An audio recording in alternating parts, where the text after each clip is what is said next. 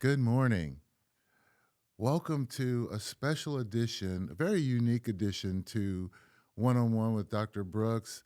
I first want to share with you we are in a new studio space for our school district. We're so excited about this space, and certainly a big thank you to Brian Pope, Cole Peavy, for their work in creating a space that we can come and talk to individuals in our school district and certainly share things about our school district with you all. But it's also a special moment because I'm with a very special teacher, someone who I call a friend, someone who I look to and I have questions for. Certainly, he'll share some things about what he is doing for our school district and for the state of Alabama. And you all probably have seen him a lot, but this is Mr. Jeff Norris. He is a math teacher at Oak Mountain Middle School, but for this year, he is recognized as the Alabama State Teacher of the Year, and he has been traveling the state and sharing things about what he's been doing in his classroom. He also has launched a podcast himself. So I want him to first, introduce himself or again, but also to talk about some of the things that he's been doing across the state and right here in Shelby County. Yeah, thank you very much for allowing me to be here and sharing my story. I think Absolutely. that it's an interesting journey. We talk about in Shelby County being prepared for the journey, and I don't know 19 years ago if I knew exactly what that would look like for year 19, but I love what I do. I've always loved what I do, and I've had an interesting journey. So I started off as a classroom teacher, as you know, and moved into gifted education, and then became an assistant principal and a principal. And I think the most unique thing about me is that I chose to come back into the classroom about 3 years ago, and it just changed everything about the way I teach and learn and have relationships with people. And along with that came this honor of being named Alabama State Teacher of the Year. And prior to that, just being the Shelby County Teacher of the Year and the District 3 Elementary Teacher of the Year. And you hear these titles, and even when I had the title of being a principal or an assistant principal, that brings a certain connotation to it. So you feel like this sense of I have to be something more than I am because I have this certain position.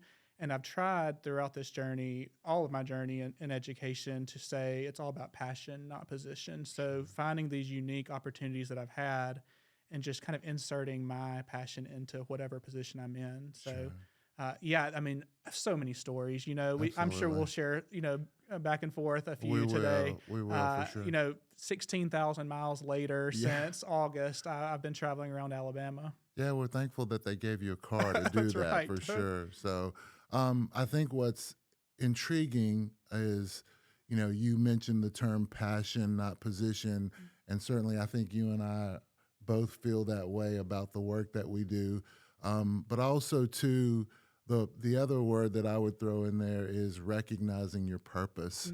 And I feel very strongly that based on the things that you just communicated to us, your journey, where you started, the place that you went to and what you came back to, you, in many respects, are living out a great purpose for yourself and for your life and for the students that you work with. So, kind of expound on that if you can. Tell us a little bit about what that means to you. Yeah, so one of the things I share as I go around the state is we're in the life-changing business. That's what I say all the time. They'll say teaching is not a business, and I'm like, oh, it is a business. We're in the life-changing business. We are, for sure. And I think it comes back to we're the one career where we can say each day we have this unique opportunity to really make a difference in a person's life. Yeah. And I don't know that everybody gets to say that. So when we think about the hard days, because there are hard days, and I think going into the field of education, you need to go ahead and expect there will be very difficult days. Yeah. Some of them unexpected, some of them expected. But when you go into it knowing it's hard, but it's worth it, there's power in that, because I don't mind going through difficult things if I know what I'm doing is important and makes an impact. And so I think that reminder just empowers teachers. When you can step back and say, what I do matters and makes a difference, some of those other things that get in the way of that, you know, they dissolve, they go away because you can reflect on why you do what you do. Sure, sure. Well, and so true. And I think that those reflections, those moments of reflection, Mhm. really become about your engagement with your students. And I know for me, I have those moments all the time that I start to realize, why you've been doing it so long, and whatever role it has been, whether it's been a teacher or an administrator at the local school or, in district leadership, there's a moment with students that help you realize why you do what you do. So with that said, speak a little bit about some moments that you've come to that realization, Mhm. not only in your classroom, but also as you've traveled across the state. Yeah, that's great. When it's funny that you mentioned the word moments too. So the name of my podcast is Power of a Moment, the power Yes. of a moment. And I really think there is power in small moments. So, you know, Yes. our one of our catchphrases is do great things. And Yes. sometimes you hear the word great and you think that means it has to be a title or a position or like this really awesome thing, you know, big, elaborate thing. And I think in teaching, like the power is in the small moments. For sure. So when I think about like my teaching career, it's moments like when I taught English and we were reading Roll of Thunder, Hear My Cry, and it's kind of a slow burn of a book that kind of builds. And so I can remember right around chapter 3 or 4, I could tell the kids were not completely engaged in it. And so I kind of was walking around the room reading my book and I turned off one lamp. Then I turned off the other lamp. Then I turned off the other lamp. And then finally I turned on this lantern that I had in the closet. And I was like, hey, y'all just come meet me on the floor. And so Sure. they brought their books. And I've got this picture. It's like, and I love that we captured this moment of us kind of laying on the floor. Everybody's, lounged back or on their bellies. And like we're all in this like one moment together. And the kids afterwards were like, we should do this every day. And I was like, no, this is a special moment. Like you will always Sure. remember this particular moment.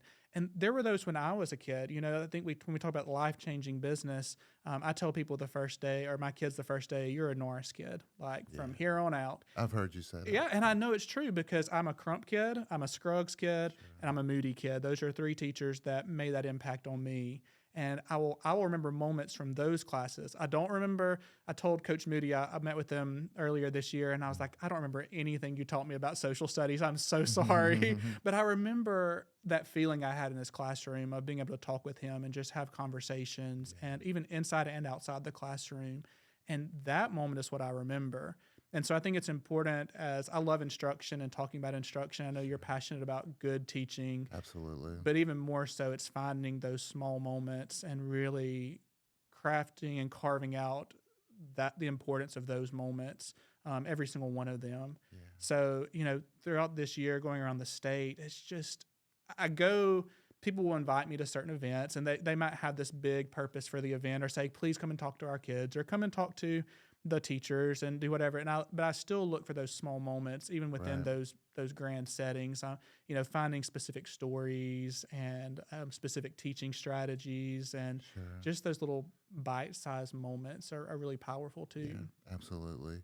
And so, thinking about the time that you've spent now on the road, and certainly your time here in Shelby County, and we've been even today Hmm. talking about continuous school improvement, Hmm. and certainly you mentioned I much like you, we're all always about improving and getting better, Hmm. and um, really getting better at our craft in the classroom and how we serve kids.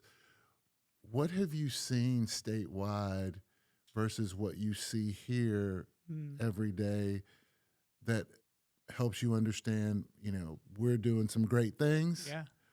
or there are things that we need to do better? Yeah. I have to watch myself. This is recorded. So, It is I'm the Alabama recorded. teacher of the year. Yeah, So, I get it. Well, I won't ask you to name names. so I will say it it is, and it's refreshing to see the passion around different communities in our state. So Yeah. you sometimes as a teacher get caught up in the four walls of your classroom and this community that I create within my four walls. And I'm really excited about that and passionate about that. Like I said, they're Norris kids. These are my Right. kids.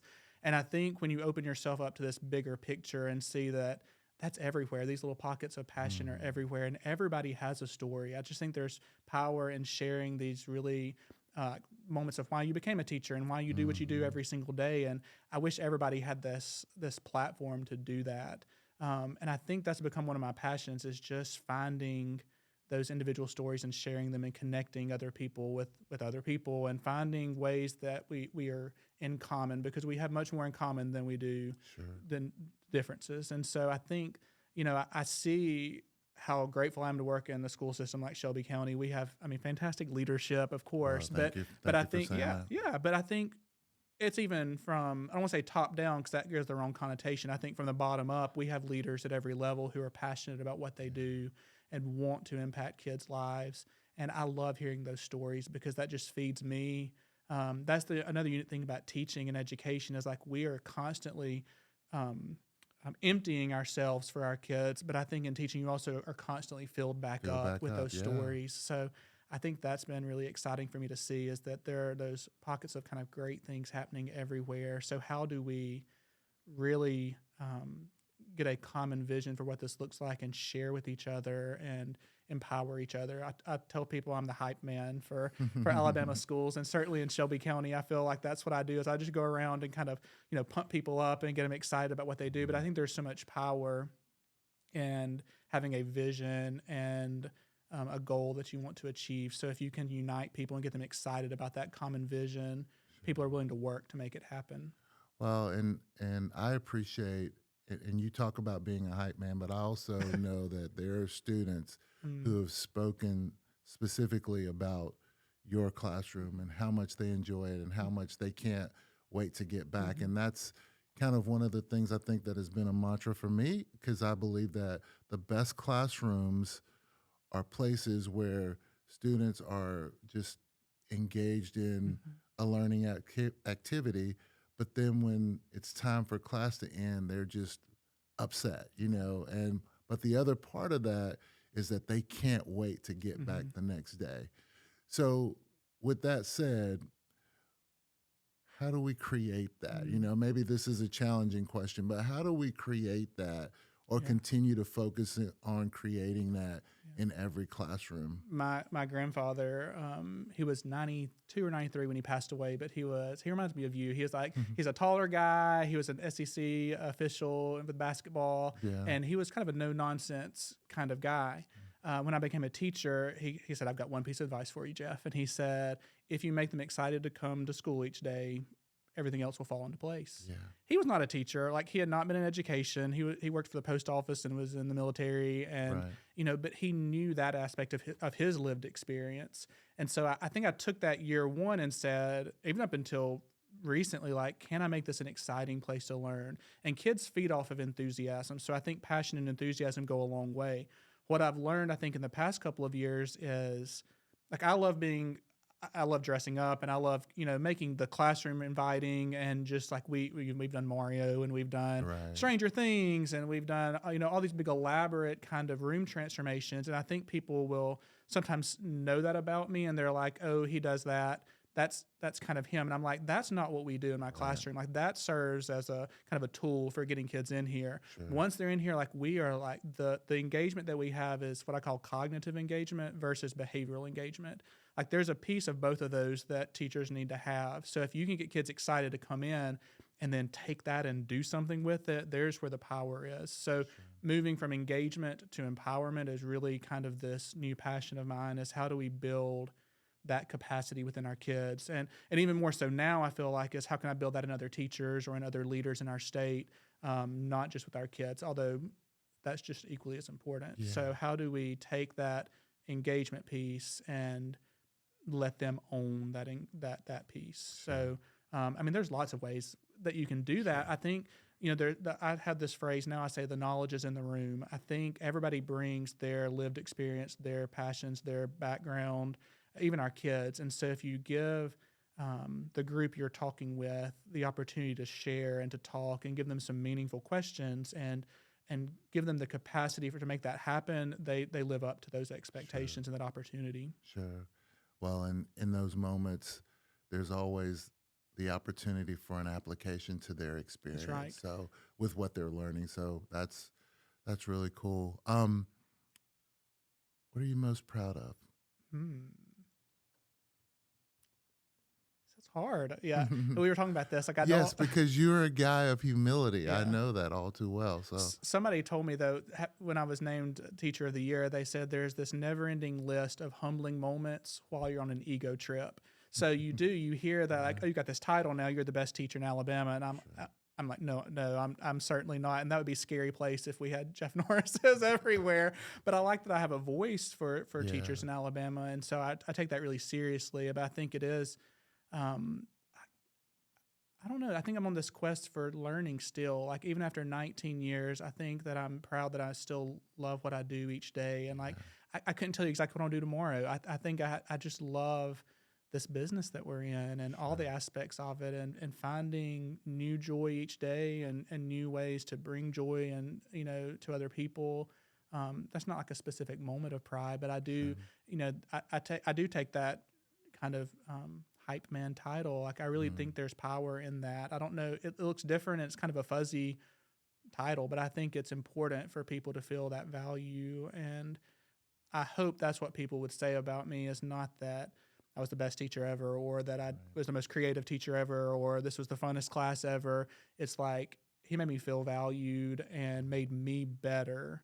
And that's what I think we both want is to growth is important and just Right. continuing to get better each day. Well, and I appreciate that. And I think that you do that every single day. So I'm going to take a moment and kind of push this off on you Uh-huh. because this is a one on one Dr. Brooks. This is a Jeff Norris power of the moment Yeah. kind of combination of the things that we're doing out there to let everyone know what's happening in our school district, but Mhm. also too some of the things that you're sharing in your podcast. So my next question Yes. is, what questions do you have of me? Yes. Yes. Okay, so I've had this in our podcast. It's called the power of a moment, and Mhm. so every time we meet, we change the last word. So I've talked with Joel Dixon about the power of movement. He's a Mhm. runner, but we talked about how movement applies to Sure. lots of different things. I talked to Nikki Burke at Inverness Elementary about the power of community. I talked to um, Kevin Pugsley about the power of feedback. So when I think about Dr. Brooks, like I think like the power of stories. You always have a Right. story to tell, and my memory is just I think I don't keep things as well as you do, and so Sure. you always have great stories to share that I think are really motivational. So number one, we're gonna talk about stories, okay? Yeah. But I've heard you talk about like your grandmother taking you to McDonald's Oh or the yeah. restaurant. Yeah. I just feel like everybody needs to hear this story and about kind of the lessons that she taught you Yeah.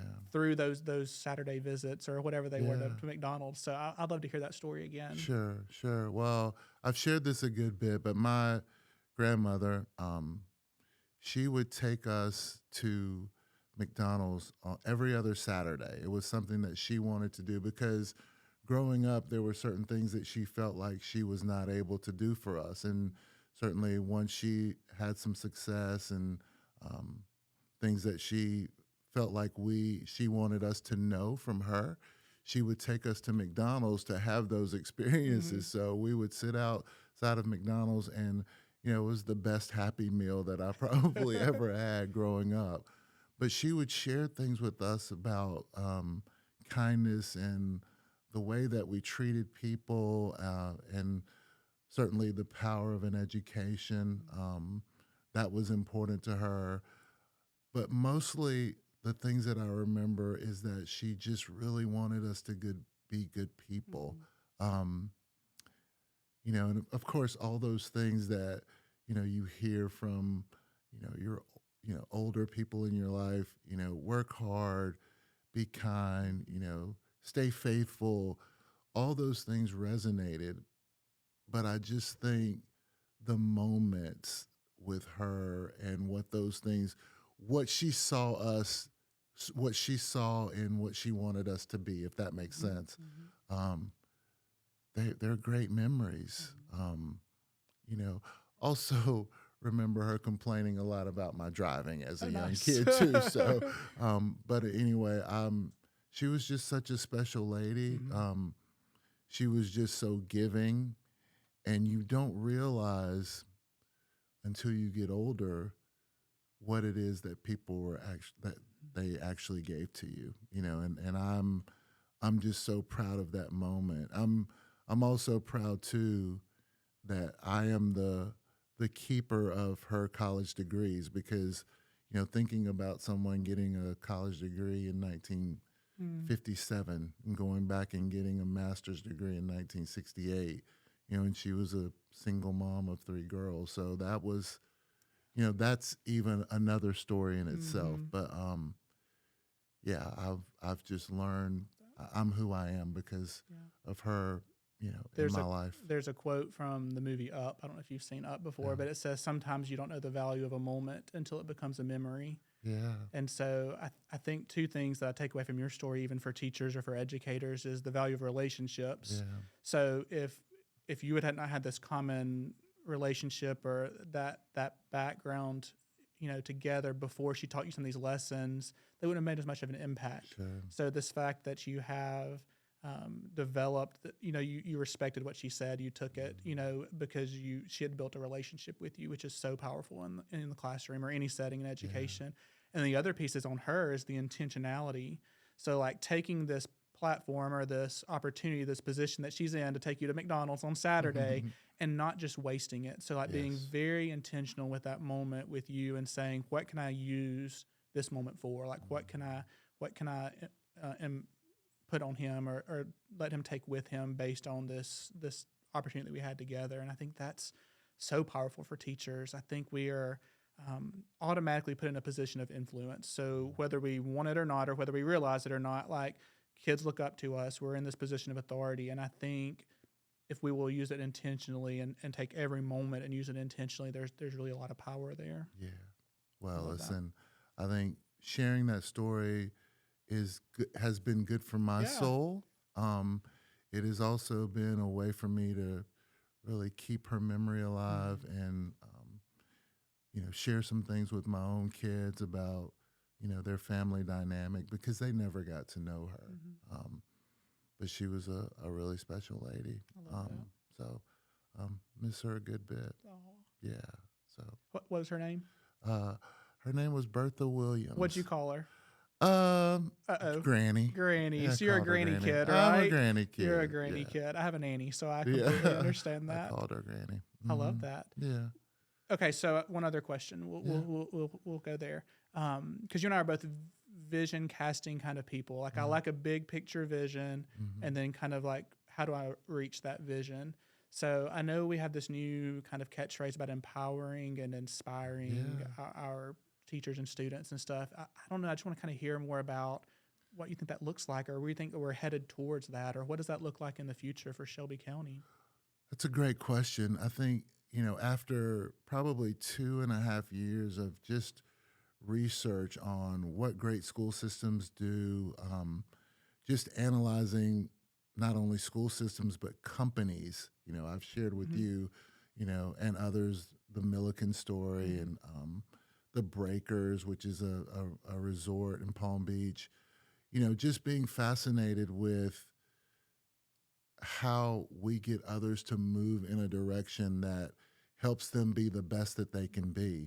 And I think for me, going on that journey of study and learning and conversations has has helped me want to move our kids forward because and I know you do see this too. I see our kids' approach to life different than maybe what we grew up Hmm. learning. And so I think it's important for us to not just tell them. Hmm. It's our job to empower them to be able to go out and learn and gather and um, process the things that help them be the best that they can be, not only as a student, but you know as a citizen Hmm. or as a learner. Those things fall in so many categories. But also, too, when I use the word inspire, you know, we have to really be the people that they look to. We're the first people outside of their homes that Hmm. they trust. Hmm. Um, and I think you have to take that really Hmm. seriously Yeah. um, because I think about kids that I've been around, and they share things with me about um, things that I told them, and I can't remember those Right. things, Mhm. but they're adults and they still remember those things. Mhm. So that whole piece of being inspirational, I think, is so critical because not only are they going to remember what they learned that they're applying to their lives, they're always going to remember who gave that to Mhm. them. So, um, yeah, I think now we're in a position where we create opportunities for kids to gather information because they have access to it. Right. That's the empowering Mhm. piece. But I also know that once they've decided something for themselves that is um, something that will move them forward and what they believe their lives will be, they're always going to remember who gave that Mm. to them. And that's the inspirational piece. So, um, trying a long answer I to a love that. question. I just think that we're in a place right now where it's just the most important thing for our kids. I had an opportunity to go to a baseball game this past weekend, and it was a former student who is now teaching and coaching in Louisiana. And that moment of going back to him being Mm. a seventh grader or an eighth Mhm. grader or a ninth grader, and of course there was other kids around. There was one student um, who was there who came to see him. He's been a pastor in Nicaragua for the last 18 years. And just reflecting on things that we all remember about moments we were Mhm. together was just special. But for me, seeing the things that they've done in their lives to be successful, they're doing exactly what we're trying to do.